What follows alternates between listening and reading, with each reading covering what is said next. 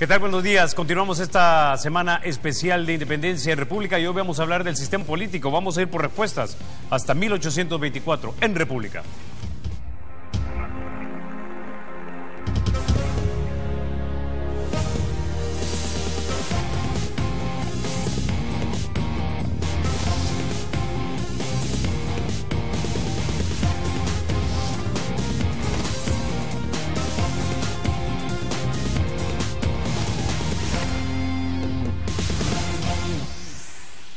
Bueno, ayer hablamos con dos historiadores y un intelectual conocedor de la historia acerca de quiénes nos conquistaron, los españoles, y la cultura hegemónica, violenta y excluyente con la que llegaron. Hoy vamos a hablar de cómo esta cultura se materializó a través literalmente de siglos en el sistema político salvadoreño, sus regímenes, gobiernos, leyes y medidas económicas que tomaron y que hasta hoy continúan moldeando nuestro país.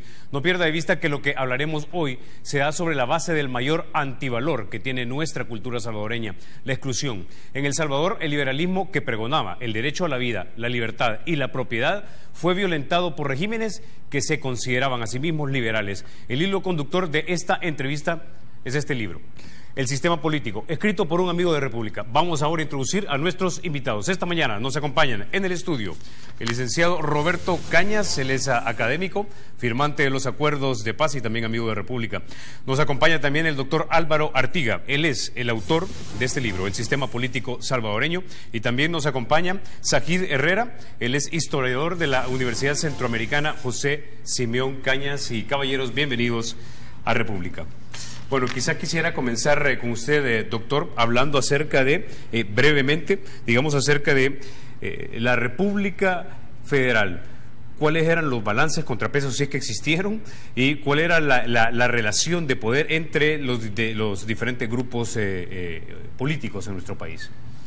Yo lo que pudiera decir para, así someramente, tratar este tema del periodo federal, de la Federación Centroamericana, es que, digamos, es también los mismos, corre a la par de los intentos que hay en otras zonas de América Latina, inmediatamente después de la independencia de cada uno de los países, de tratar de constituir una forma de gobierno lo más amplia posible, porque no hay la posibilidad, y esta va a ser la razón del fracaso pronto, no hay la posibilidad de un grupo que logre hegemonizar a toda esa región que pretende darse una federación.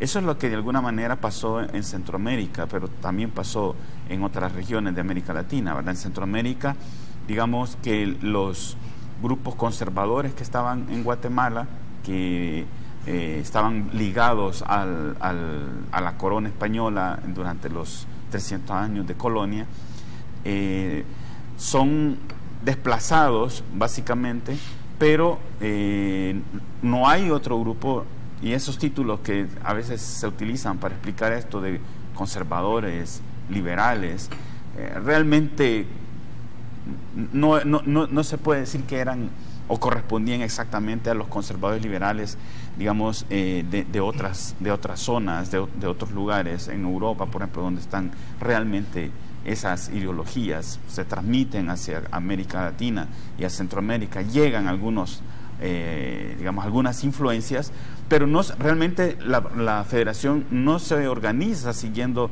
esos principios. Digo porque no hay un grupo, conservadores o liberales, federalistas o centralistas, unitarios, que logre imponer al resto de la región por razones de vías de comunicación, ¿verdad? Por razones geográficas. Los ríos están ahí en medio. Más curioso, ¿verdad? Cuando se rompe la federación, los países adoptan o quedan configurados prácticamente por los ríos que dividen a, digamos, Guatemala, Honduras con El Salvador, a Honduras con Nicaragua, a El Salvador con Nicaragua y Honduras, a Nicaragua con Costa Rica. Digamos, ahí hay fronteras geográficas que impiden, dificultan que un grupo político logre, digamos, imponer a todo el resto de los grupos que estaban en Centroamérica ya, su modelo. Poder legislativo, poder judicial, poder ejecutivo, tenemos un presidente o un gobernador. ¿Vota todo el mundo o solo votan los que tienen propiedad? Por supuesto no estamos en un momento de voto universal, ¿verdad?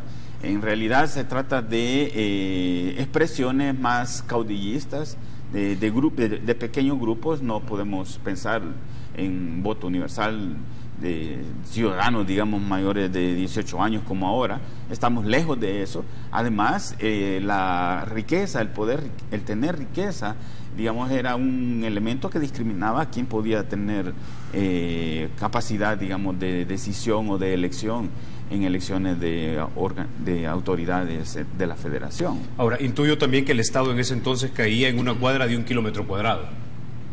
Pues sí, digamos, se puede decir que hay un pequeño aparato, digamos, es incipiente. Así que en realidad yo no sé si se abortó un proceso y desde ahí nos queda como ese deseo de volver a juntar Centroamérica, o es que de verdad las condiciones, digamos, de la época de comunicaciones, pero también de estructuración de la sociedad no permitían realmente o no daban una base para una federación. Eso no entró, digamos, no estaba pensado así ni antes, pues estamos bajo un régimen colonial. Yo creo que los pequeños grupos disidentes respecto de aquellos que desde Guatemala, desde la Capitanía General en Guatemala, digamos, ejercen la administración colonial, los grupos disidentes también están ubicados en pequeñas zonas y al final hay un periodo ahí de disputas más bien localizadas de ciudades en cada uno de los países. No es Ahora, un todo. Quisiera traer en este punto al historiador Zahid Herrera. Cuando hablamos de la restauración conservadora, ¿a qué nos estamos refiriendo? ¿Eran grupos de familias poderosas económicamente aliadas con la Iglesia y toda su acción política derivada, digamos, de las leyes de la Iglesia? ¿O cómo lo podemos entender? La restauración conservadora prácticamente se da en Guatemala, es decir, durante el régimen de Rafael Carrera. Conservadores es un mote que se ha utilizado mucho en la historiografía latinoamericana, pero como bien dice Álvaro, no respondía justamente a las concepciones políticas de la época. Es decir, en realidad, al menos aquí en El Salvador, en el estado de El Salvador, todos eran liberales, ¿no? Nada más que con distintos matices: liberales católicos, liberales corporativos, liberales librepensadores, llegaron incluso algunos liberales a ser francmasónicos, ¿no? Entonces, cada una de estas variantes del liberalismo, ¿no? Son las que quedan representadas en el en el juego de partidos políticos, en los procesos electorales que se van dando a lo largo del siglo XIX. Entonces, el mote de restauración conservadora fue una invención que algunos liberales dieron al régimen de Francisco Dueñas, que gobernó una vez que cayó Gerardo Barrios, ¿no? Y a partir de ahí la prensa adicta, ¿no?, a estos generales o intelectuales, liberales, librepensadores, etcétera, ¿no?, comienza a darle ese mote de conservador al régimen de Francisco Dueñas, ¿no? Y se conoce justamente como eso, ¿no?, como el periodo conservador. Sin embargo, los actuales estudios historiográficos que están llevando algunos colegas e incluso historiadores no salvadoreños, ¿no?, están demostrando que durante el régimen de Francisco Dueñas es donde se logra cimentar poco a poco lo que va a ser ese leviatán, es decir, ese futuro Estado entendido desde el sentido weberiano, ¿no? Porque en el momento, pues, lo que había era un incipiente gobierno central auxiliado por las múltiples municipalidades que había, ¿no? Y quienes administraban justicia en primera instancia, etcétera, ¿no? Es decir, éramos fincas con un incipiente gobierno. No, fincas no diría yo, porque eso sería demasiado caricaturizar el espacio político que se había construido y que se había heredado desde el liberalismo hispánico entre 1810 y 1812, ¿no? Lo que había era una serie habían más de 150 municipios, cada uno contando con su gobierno local, ¿no?, con su municipalidad. Y estas municipalidades eran las que administraban justicia en primera instancia, por ejemplo, ¿no? Eran las que daban a las cabeceras de partido los jueces de paz, por ejemplo, o los jueces de primera instancia también. Entonces, en ese sentido, lo que tenemos es un incipiente gobierno central contando con una serie de auxiliares, ¿no?, a lo largo y ancho del territorio. Sin embargo, estas municipalidades mostraban la debilidad y la fortaleza misma del gobierno central. Pues bien, volviendo al punto, es durante el régimen de Francisco Dueñas en donde se sientan ciertas bases que van a configurar más adelante lo que será el Estado salvadoreño. Se elabora todo un imaginario simbólico sobre lo que ya se conoce, se comienza a conocer como la República del Salvador, ¿no? Por ejemplo, la bandera, el escudo, ciertos elementos que van generando también unidad o que buscan unidad, ¿no? Se invierte en educación, aunque no tanto como lo hace Costa Rica ya en ese mismo periodo, ¿no?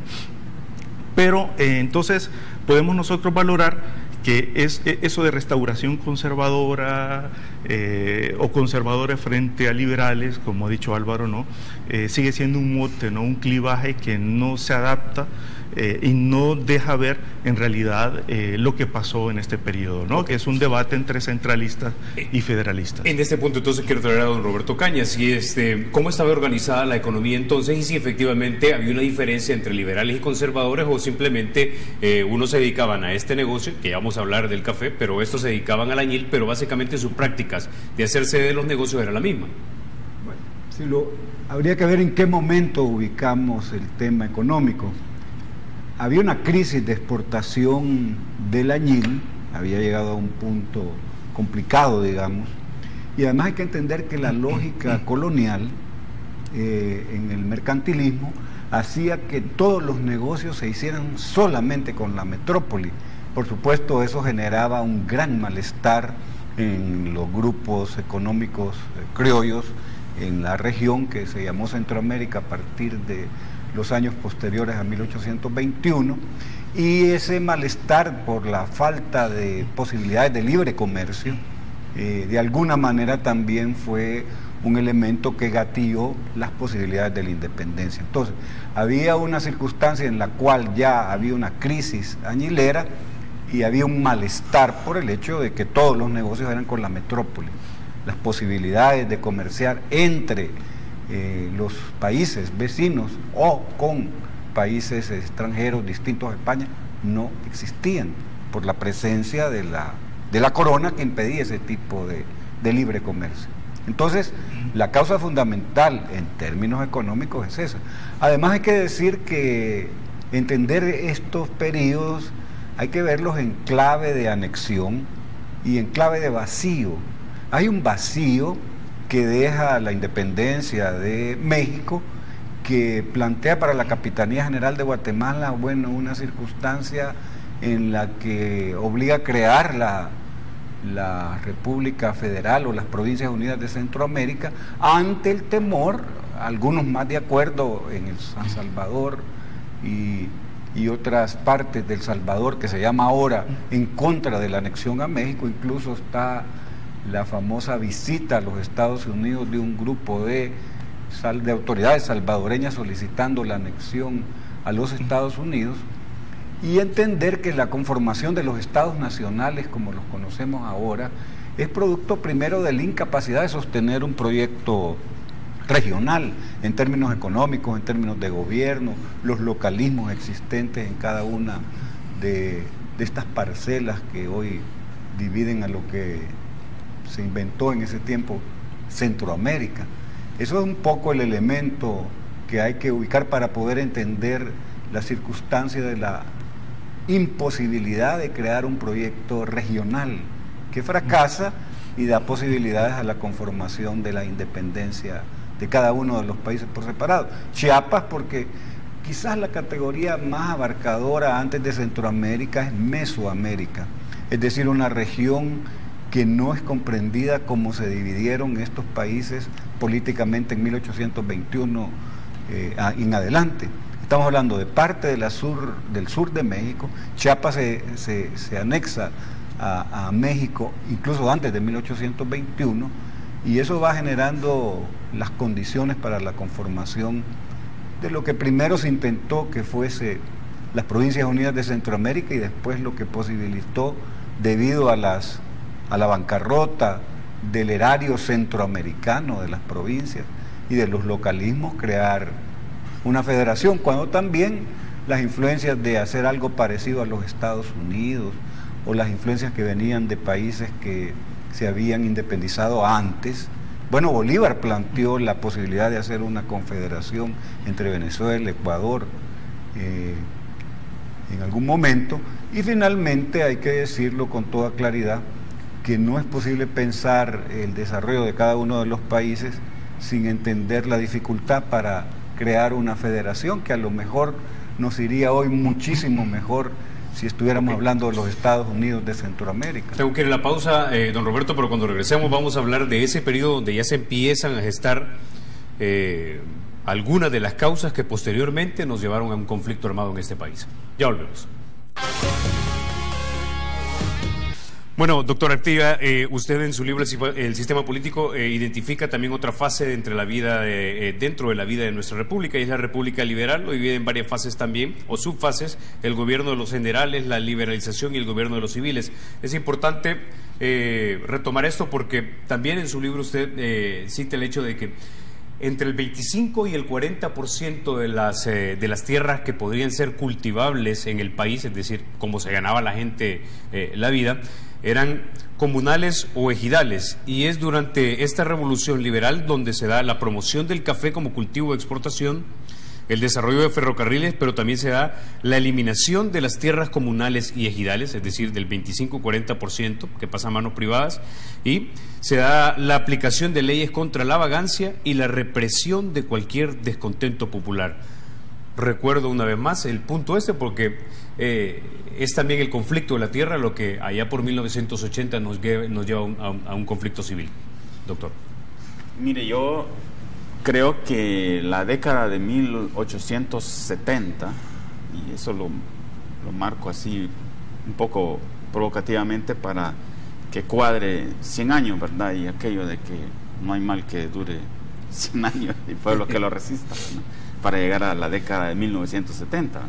Pero ciertamente ese periodo para mí es el periodo que podríamos denominar de, si se vale la expresión, del pecado original, la raíz, digamos, de todos los conflictos que van a ocurrir en esa centuria de 1870 a 1970, ciertamente está en esa reforma o ese conjunto de reformas económicas que se conocen como la reforma liberal, ¿verdad? En lo económico, lo fundamental es que se permite, y además es bien interesante, ¿verdad? Porque se supone que siendo liberales debería de haberse dejado a las fuerzas del mercado que fueran las que regularan, digamos, la propiedad de la tierra, la generación de riqueza. Pero la historia nos muestra ahí que esa cosa no es así, sino que es que estos grupos autodenominados liberales, y esto hay que insistirlo, ¿verdad? Porque hay un, como decía también Sajid, ¿verdad? Todo este tema más de etiquetas, pero estos grupos, utilizando, una vez están en puestos clave de autoridad en el aparato gubernamental, utilizando pues recursos legales, por ejemplo, llevan a cabo una serie de reformas que van a permitir que ciertas familias se hagan propietarias, no necesariamente mediante robo, pues se pudo haber facilitado la compra, digamos, con precios baratos, o mediante procesos judiciales amañados. Se pudo haber facilitado que determinadas familias vinculadas al aparato gubernamental se hicieran propietarias de las mejores tierras, aquellas tierras en las que se podía cultivar café, ¿verdad? Eso es importante notarlo, ¿verdad? De cómo estos grupos aparecen asociados con el cultivo y la exportación de café, ¿verdad? Porque no van a ser todas las tierras. El problema es que esas tierras eran justamente las tierras que tenían las comunidades indígenas y las tierras que tenían los municipios, las tierras ejidales. Entonces, digamos, hay que ir en un proceso como de expropiación de esas tierras, y después, para garantizar que se pueda cultivar, pues hay que ir por la mano de obra, ¿verdad? En la apropiación de tierras implica el desplazamiento y además todo este fenómeno, ¿verdad?, de expulsar población de la propiedad privada. Es interesante, sí, ¿verdad? Porque la propiedad privada se hace un espacio expulsando ¿verdad? La defensa de la propiedad privada supone eso, ¿verdad? La defensa de la expulsión de población de lo que era de toda esa población. Que luego utilizan como colonos. No, hay una parte que los colonos son los que van a cuidar permanentemente, digamos, la tierra, es la menor cantidad. El tema está más bien con los que van a necesitar en la época de cosechas. Y entonces ahí van a ir a traer población de otros lugares para facilitar durante los meses de fin de año, que es la época de la corta del café, y principios del año, para que cuando hay una gran producción, y entonces claro, como no está mecanizado el proceso de producción, hay que pues utilizar las manos, la mano de obra, y estas leyes de la vagancia facilitan eso, ¿verdad? Bastaba con que hubiese algunas personas por ahí en un parque, en una plaza, platicando, y los encontraran ahí, la policía tenía todo el derecho de tomarlos y llevarlos a una finca, ¿verdad? Y casi en este mismo estilo por la apariencia, ¿verdad? Por estar donde están, les cae el peso de la ley. Y esto me suena como ahora con la posibilidad de juzgar a alguien por terrorismo, ¿verdad? Es nada más por dónde estar, por la apariencia, se le aplica la ley y lo llevaban a las fincas a trabajar. Ok, en este punto quiero traer a don Roberto Cañas, porque aquí aparentemente hay una serie de medidas políticas que se toman por intereses económicos, y voy a citar aquí textualmente: la Ley de Extinción de Comunidades, emitida el 15 de febrero de 1881, y la Ley de Extinción de Ejidos, emitida el 2 de marzo de 1882, la Ley sobre Jornaleros y la creación de jueces de agricultura, la Ley del Registro de Propiedad, Raíz e Hipoteca 1884. Todo esto ya nos va moldeando un modelo agroexportador, ¿no? Excluyente. Es lo que se llama también república cafetalera. Es decir, a finales del siglo XIX se van creando las condiciones para la inserción al mercado mundial de El Salvador vía la exportación de café.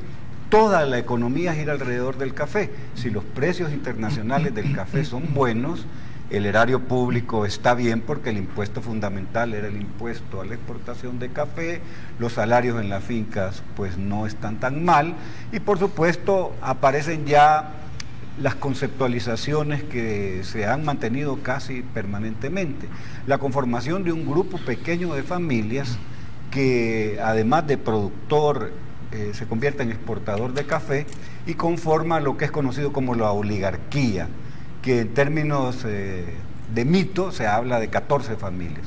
Entonces hay un proceso de conformación capitalista en El Salvador incompleto, porque el colonato, como tú te acabas de referir, son expresiones semifeudales, pues se trata de que no medie el salario como la forma de retribución por el trabajo, sino que el dueño de la unidad productiva de la hacienda pues le cede la posibilidad de tener una pequeña cantidad de tierra a un campesino a cambio de que trabaje sin salario en la misma hacienda y la cuide, y por supuesto tenga la posibilidad de cultivar alguna cantidad de granos básicos. El colonato no es la expresión fundamental. Surge un trabajo que es pagado con fichas, o sea, el proceso de consolidación capitalista no se desarrolla completamente ni de un solo, en ninguna formación social es así. Entonces se paga con fichas que se cambien en la tienda de raya, que es la tienda del hacendado, y además se va alargando un malestar social muy profundo, producto primero del despojo violento de las tierras por estas leyes. Hay un uso patrimonialista del Estado, que ha sido una constante también en la vida política republicana del país, primero por este grupo de familias económicamente poderosas que además asumen la presidencia de la República y ocupan el aparato del Estado para dictar las leyes ad hoc a sus necesidades económicas, las leyes de extinción de ejidos, en la superestructura jurídico-política, los jueces y las leyes en contra de la vagancia, la conformación de unidades como la Guardia Nacional, todas vienen de esta época, pero se va alargando un malestar social producto del despojo, producto de los salarios de hambre.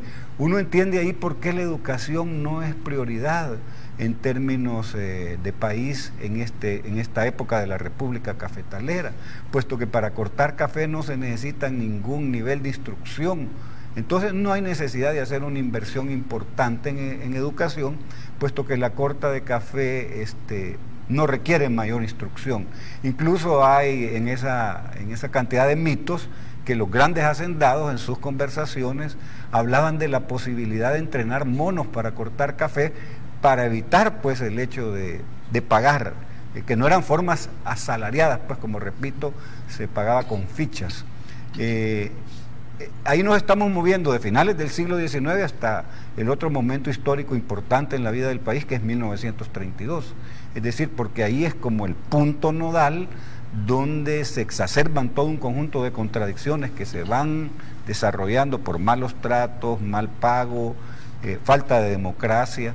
Hay que entender que hay momentos como espacios de oasis de democracia que son cortados pues por el golpe de Estado del general Martínez. En ese punto, precisamente, esos oasis de democracia o de impulsación de un verdadero liberalismo es de lo que quiero hablar contigo, Zaguir, porque tengo entendido que tenemos el gobierno de los generales, donde está el capitán general Gerardo Barrios, el general Ezeta, Menéndez, Tomás Regalado, hasta principios del siglo XX, ¿verdad? Pero luego vienen una serie de gobiernos que son de civiles, de familias dominantes del país, pero la pregunta es si se impulsa en alguno de estos gobiernos una reforma de carácter social que de alguna manera haga honor al mote liberal de libertad, vida y propiedad. Por ejemplo, tengo entendido que ni siquiera teníamos jornada de 8 horas a principios del siglo XX. Sí, el reformismo viene con Manuel Enrique Araujo, ¿no? Es decir, a inicios del siglo XX. Con él inician los regímenes civiles, muy corto tiempo. Luego tenemos la denominada dinastía de los Meléndez Quiñones, ¿no? Que si bien es cierto es un gobierno de civiles, pero tenemos ahí una alianza de familias, es decir, el factor familia con una alianza de amigos que optan, ¿no?, el gobierno, ¿no?, y que son los que representan el poder no solo económico sino también político, ¿no? Y esto hay que verlo, a mí me parece que hay que ver estos procesos en ciclos. No sé si solo de 100 años o de cuánto, porque a mí me gusta ese ejemplo que ponía Álvaro, ¿no?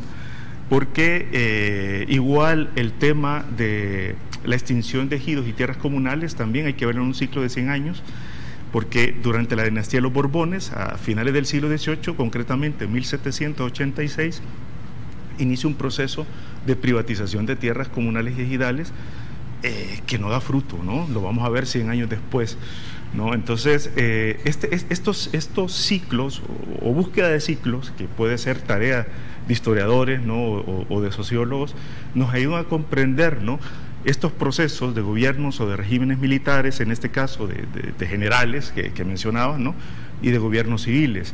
El problema está que en este país, tanto en el siglo XIX como en el siglo XX, fueron muy pocos.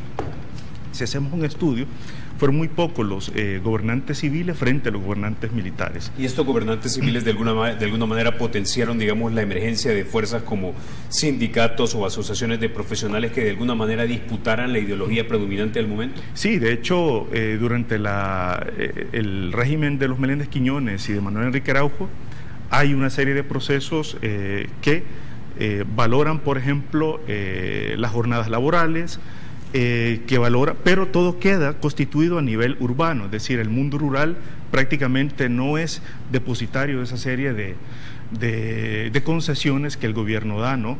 Es decir, ya tenemos un sector medio, más o menos, ¿no?, emergente, o va emergiendo un sector medio a raíz de los educados a través de la Universidad de El Salvador, ¿no?, un sector de maestros muy fuerte, ¿no?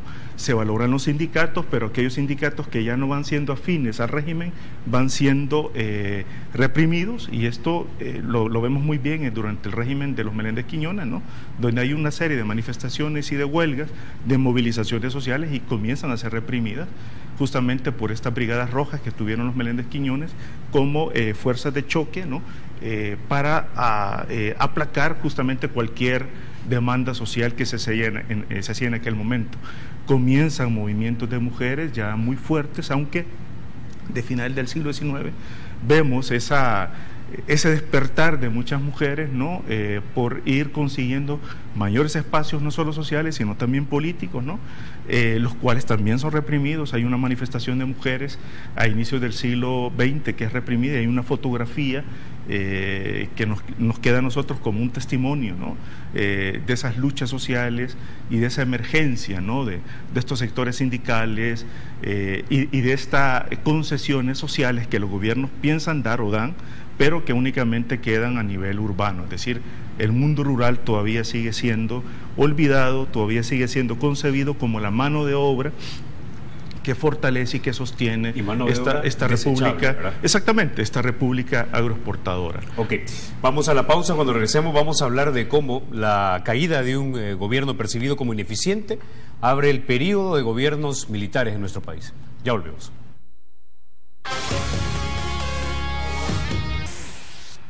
Bueno, doctor, nos adentramos a otro punto de quiebre y es básicamente cuando derrocan al gobierno del presidente Araujo por supuestamente ser un gobierno ineficiente. Hay un directorio cívico-militar que dura apenas 2 días en diciembre de 1931, si mal no recuerdo es. 31, sí, ¿verdad? Y luego, básicamente, nombrado el presidente, el general Maximiliano Hernández Martínez como presidente de la República. Esto es un quiebre, ¿no? Sí, solo que hay que, digamos, para poner bien lo que viene a continuación, ese periodo largo de intromisión de los militares en los asuntos del gobierno, hay que entender que ese periodo de los gobiernos civiles es un fracaso finalmente. Es un fracaso, es un intento fracasado de establecer un régimen pluralista abierto, ¿verdad?, cuya expresión justamente fue la elección del presidente Araujo, ¿verdad? Con todas las limitaciones, las elecciones de 1929 representan un intento casi exitoso, bueno, exitoso en términos de que se logró poner un gobierno en unas elecciones consideradas relativamente limpias, ¿verdad?, aunque con sus limitaciones por la época. Pero el resultado es que ese gobierno fue combatido desde distintos frentes, ¿verdad? Fue llevado hasta la situación límite, en donde se ve forzado, entre comillas, el ejército a intervenir. Pero lo hace en esta forma es más caudillesca, ¿verdad? Es el vicepresidente de Araujo quien después termina siendo presidente y quien se va a prolongar reformando incluso la Constitución varias veces para que se le permita una reelección en elecciones, por supuesto, nada competitivas ni limpias, ¿verdad? Ahí ese periodo que se abre, para ponerlo grosso modo, ¿verdad?, 1930, digamos, marca ciertamente un quiebre respecto de lo anterior, porque va a entrar de lleno el ejército en una primera fase, que es la fase de Martínez, digamos, ya podríamos decir de manera personalizada, ¿verdad? Es un caudillo, y posteriormente, ya a partir de la década del 50, ¿verdad?, y ya concretamente en los 60, digamos, bajo una estructura de que es la institución armada la que va colocando mediante mecanismos de relevo a los presidentes. Doctor, usted en su libro menciona que hay otros autores que también han estudiado el periodo de Martínez y le han llamado una dictadura oligárquica, una dictadura unipersonal de carácter feudal y otros, un título bastante provocativo, pretorianismo oligárquico. Es decir, el general Martínez era una especie de filósofo rey rodeado de un séquito de personas que básicamente ejecutaban lo que él decía, o tenía una serie de asesores provenientes de prominentes familias y con educación universitaria avanzada. No, digamos que el periodo de Martínez está expresando una especie de división del trabajo, ¿no? Al ejército se le deja mantener el orden y entonces se le deja toda la estructura política, pero esa estructura política está al servicio de la estructura económica y de los grupos empresariales familiares que siguen controlando el cultivo del café y la exportación del café. Es decir, hay como un reparto de los cafetaleros se dedican a sus negocios y los militares encabezados, en este caso por Martínez, a mantener el orden, ¿verdad? Y entonces eso va a quedar también incluso como en el imaginario, ¿verdad?, de un momento de tranquilidad, donde no habían tanto asalto, etcétera. Se va a construir un imaginario que hace todavía deseable para algunos hoy volver a la época de Martínez, ¿verdad? Es decir, don Roberto, Martínez y los pudientes, digámoslo así, las familias dominantes económicamente en este país estaban de la mano. La organización económica seguía siendo el modelo agroexportador. Usted nada más cálmeme la sociedad para que yo pueda producir. Bueno, hay varias cosas. Yo quiero destacar lo que se acaba de plantear aquí en relación al papel de la mujer en las luchas sociales. Prudencia Ayala, por ejemplo, es esta época. Plantea el voto de la mujer que se logra hasta 1950. Es la primera mujer candidata a la presidencia de la República. O sea, tiene un importante momento de lucha social urbano y también de organización campesina, que hay que ubicarla en 1930 con el surgimiento del Partido Comunista y de la insurrección de los pueblos originarios y campesinos de todo ese periodo. Pero el gran telón de fondo es la crisis mundial de 1929-30, es decir, es a la luz de la crisis de los años 29-30 que caen completamente los precios del café. Las fincas se decía que tenían un fuerte olor a la pulpa de café podrido. El gobierno no puede pagar los salarios de los maestros, de los empleados públicos, porque la fuente central de ingresos del Estado es el impuesto al café, a la exportación de café, y entonces prácticamente entra en crisis el modelo que se había venido sosteniendo desde 1811 hasta la crisis de los años 30, y por el otro lado hay esa delegación de este grupo oligárquico de grandes empresarios terratenientes en el ejército para que asuma la administración del aparato del Estado. Y ahí no se puede obviar la matanza, es decir, 1932 es el parteaguas de la realidad del país.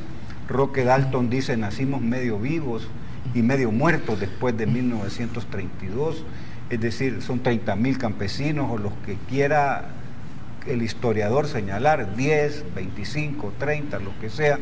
Marcan también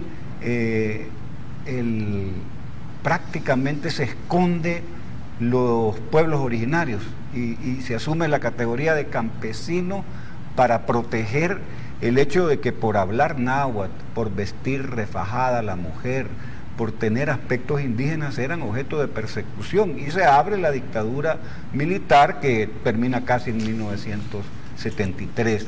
O sea, es central el estudio de este periodo, primero porque el sentido de la historia tiene, en primer lugar, el aspecto que estudiar el pasado nos ayuda a entender el presente. Exacto. Y fundamentalmente también por un sentido de identidad, de pertenencia. Los jóvenes deben de entender esto para identificarse con estos momentos. Es tan fuerte los años 30 que Agustín Farabundo Martí tiene un enlace histórico con el Frente Farabundo Martí para la Liberación Nacional. Es decir, los frentes de guerra se llaman como los dirigentes de ese periodo: Modesto Ramírez, Feliciano Ama.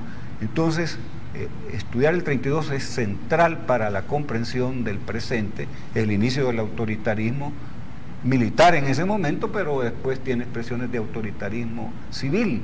Una de las señas de identidad de El Salvador es eso, el autoritarismo. Okay. Y ahí se van larvando, solo termino con eso, los elementos estructurales explicativos de todo lo que pasa. La desigualdad en la distribución de la propiedad de la tierra, de la riqueza, la exclusión. Hay amplios sectores de la población que son excluidos de la educación, de la salud, del acceso a vivienda digna, y la pobreza. Este país, ahora se habla de que de cada 10 personas, 4 solamente viven en pobreza. Es escandaloso de todas maneras siempre, pero en ese periodo la pobreza era más obscena, más escandalosa. Ahora, en este punto quisiera traer a Zahir, porque hubo una especie como de oasis que se intentó entre los 50 y los 60.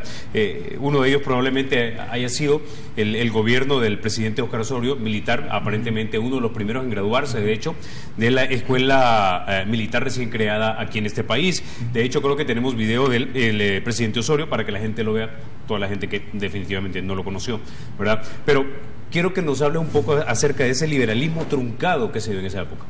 En realidad, yo no diría que fue un oasis. En realidad, lo que quiero explicar es que a partir de 1931, de diciembre de 1931, hasta 1980, ¿no? A inicios de la década del 80, tenemos casi 50, un poco más de 50 años de regímenes militares, ¿no? Es justamente una vez que hay un golpe, se llama golpe de Estado, ¿no? Que se le da, algunos llaman golpe de Estado que se le da a Martínez, ¿no? Otros dirán, no, Martínez renunció ante la presión social. Sea como fuere, lo que tenemos de 1940 a 1960 son una serie de regímenes militares, en ese contexto largo que he mencionado, ¿no? Que justamente intentan gobernar de otra forma, sin olvidar de los procesos de imposición violenta, ¿no? De la norma, de la ley, sin olvidar justamente de los procesos de anulación al contrario, y por lo tanto ahí tenemos un déficit de tolerancia, un déficit de representatividad social, ¿no? Estos regímenes militares, y quizás el de Osorio es el más emblemático, ¿no? Comienzan a hacer una serie de reformas, porque obviamente para ellos el país la necesitaba, ¿no?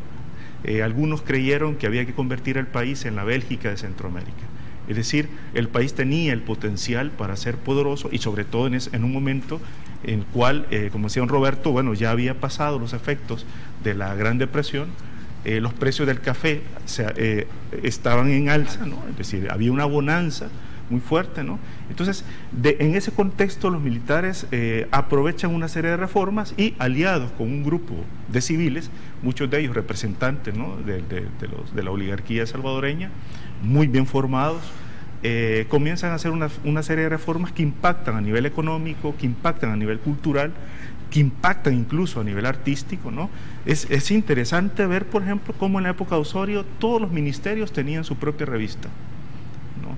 Es interesante, por ejemplo, cómo en la época de Osorio el ámbito cultural llegó a tener un presupuesto muy importante y se dieron becas. Muchos de los pintores y escultores importantes que nosotros conocemos de la década del 70, 60, 70, 80, fueron becados durante la época de Osorio. Es decir, es un gobierno progresista desde este punto de vista. Desde este punto de vista, sí, ¿verdad? Inicia esa serie de reformas, pero con el gravamen, ¿no?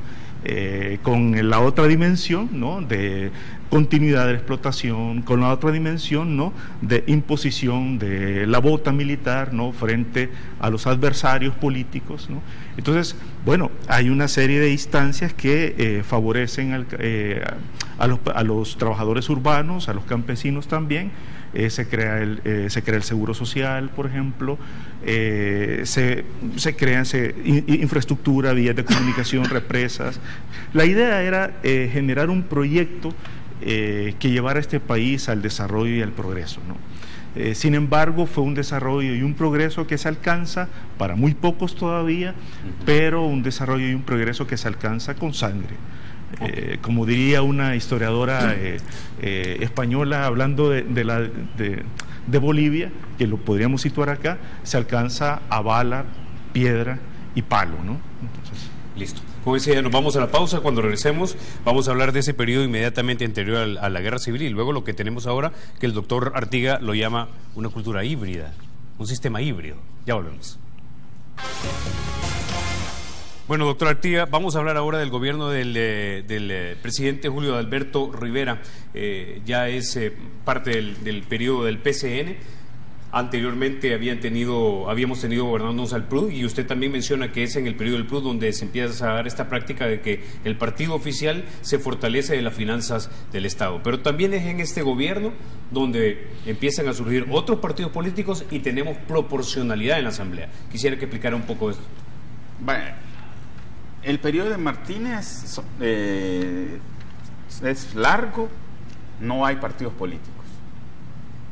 Viene el golpe de Estado, se acaba el régimen de Martínez, hay una pequeña apertura y la década del 50, digamos, ya va abriendo los espacios a la par de esos momentos de modernización en el ámbito cultural, pero especialmente en el ámbito de la economía. Entonces, lo que va a ocurrir en la década del 60 y esta medida de introducir la proporcionalidad en la constitución de la Asamblea Legislativa tiene que ver con aumentar, digamos, el grado de legitimidad que va a recibir, digamos, ese ordenamiento político. De aquí viene la expresión antes de 1963, que es cuando se introduce la proporcionalidad en la representación de la Asamblea Legislativa, es el nombre del Salón Azul en la Asamblea Legislativa. ¿Verdad? Para que la gente lo sepa, antes el partido que ganaba la elección tenía todos los diputados de la Asamblea. Okay. Sí, es una elección mayoritaria, entonces claro, el partido que saca más votos se lleva toda la Asamblea. No estamos hablando de 84 diputados, por supuesto, eran menos. Pero entonces era esta figura, ¿verdad?, de que el partido que está en el gobierno, todos eran, digamos, del mismo partido y eran de color azul, ¿verdad? Entonces, por eso el Salón Azul de la Asamblea, ¿verdad? Es la introducción de la representación proporcional y el surgimiento de nuevos partidos en la década del 60, la que va a ir cambiando ese color del salón azul de la Asamblea Legislativa, ya no el de las paredes, pero sí el de la integración de partidos de la oposición. Aunque al principio de forma minoritaria, ahí van encontrando un espacio político para su actividad. Pero es importante que todo esto está ocurriendo manteniéndose la estructura económica intacta. Es más, ahí tenemos video, por cierto, del presidente Rivera. Durante ese periodo es que nacen los partidos políticos de los que usted habla y también se da la representación proporcional. Don Roberto, quisiera traerlo usted a este tema ya, porque ya a esta altura usted, digamos, es un joven don Roberto, un joven Roberto que ya empieza a disgustarse por cómo está la situación en este país. Los últimos años de Rivera, los de Sánchez Hernández y los de Armando Molina. Hablemos un poco de eso. Bueno, hay que vincular todo al cambio de modelo económico, porque en los 50 lo que sucede es que se entra a otro modelo económico que es basado en la industrialización sustitutiva de importaciones a partir del mercado común centroamericano. Lo que se acaba de plantear aquí, una constitución que es central, la de 1950, la electrificación del país, la creación del IRA, del IBU, del Instituto Salvadoreño del Seguro Social, es decir, se crea todas las condiciones superestructurales con la Constitución del 50 y las condiciones en el aparato del Estado para facilitar la industria del país.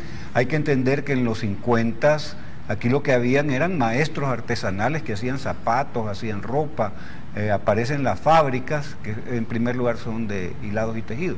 Pero llegando al punto de los periodos de la dictadura militar del tiempo del PCN, pues la constante en términos políticos es la falta de democracia. Es la historia de la burla de la voluntad popular en la votación, que es una de las fuentes constitutivas de la rebeldía popular, de la lucha armada de comienzos de los 70. Es decir, por ejemplo, la elección del 67 en que participa el Partido Comunista apoyando al PAR, con Fabio Castillo Figueroa, van creándose las condiciones junto con un conjunto de elementos externos como es el triunfo de la Revolución Cubana, los movimientos guerrilleros en Uruguay, los tupamaros, los montoneros argentinos, la lucha de Vietnam. Todas son fuentes como originarias de un malestar social de jóvenes que teníamos 22 años, y 20 yo tenía en los 70, en los 72 cuando intervienen militarmente en la universidad. Arturo Armando Molina es como el salto que da para una generación, Felipe Peña Mendoza, y un conjunto de jóvenes que nos incorporamos a la lucha armada. O sea, hay un agotamiento total de la posibilidad de llegar por la vía electoral, por los fraudes, por la ausencia de democracia y la constante de falta de posibilidades de igualdad social, de exclusión y de pobreza, que son la permanente base estructural que domina la realidad del país. Entonces, las bases para la posibilidad del inicio de la lucha armada como respuesta a la falta de democracia, como respuesta a esta necesidad de cambiar, porque ahí se planteaba el socialismo, es decir, estábamos hablando, por ejemplo, la organización a la que yo pertenecí, su consigna era lucha armada hoy, socialismo mañana. O sea, de lo que se estaba hablando era de cambio de sistema. Habían habido cambios del modelo económico. Un modelo agroexportador basado en la exportación del café, termina en los 50, se inicia un modelo de industrialización sustitutiva de importaciones que tiene su quiebre con la guerra con Honduras, que es el punto de fracaso, digamos, del modelo de integración, que tuvo incluso una parte anecdótica de la creación de un vehículo salvadoreño que se llamó el Cherito. Okay. Es decir, listo. Para ahora, eso. Quisiera traer a Zahid en este momento porque nos vamos a dar un salto de nuevamente como de 15 años. Desafortunadamente, programas como este así tiene que ser, pero terminamos la guerra y el doctor llama a este periodo de transición de régimen oligárquico. ¿Tenemos o ya no tenemos un régimen oligárquico en este país? ¿O somos un verdadero Estado republicano democrático? Yo creería que si estuviéramos 100 años después, pudiéramos valorar de mejor manera lo que estamos viviendo, ¿no? Porque como somos actores en este momento, muchas veces nos es difícil valorarlo, pero sin lugar a dudas, podemos decir nosotros que estamos en un país donde siguen teniendo un poder y un peso muy fuerte, no diría yo la oligarquía, hoy diría las oligarquías, ¿no? Entonces, en ese sentido, es un régimen oligárquico, no sé si hasta qué punto pudiéramos hablar de él, pero sí